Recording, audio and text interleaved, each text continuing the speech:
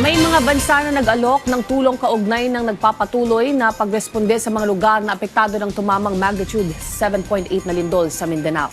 Ayon kay Armed Forces of the Philippines Chief of Staff General Romeo Browno Jr., isinagawa na ang assessment kung anong tulong ang maaring ipaabot ng mga bansang nagpahayag ng intensyon.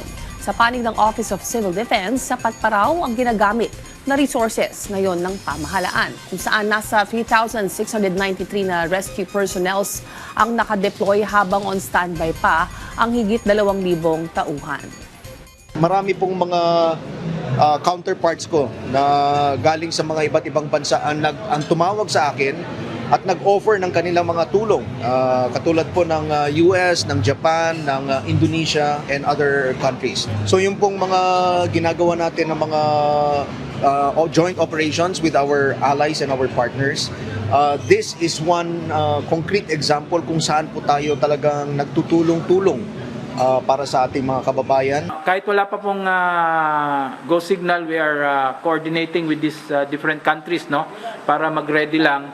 There are other countries na meron na po silang resources in country that we can easily tap.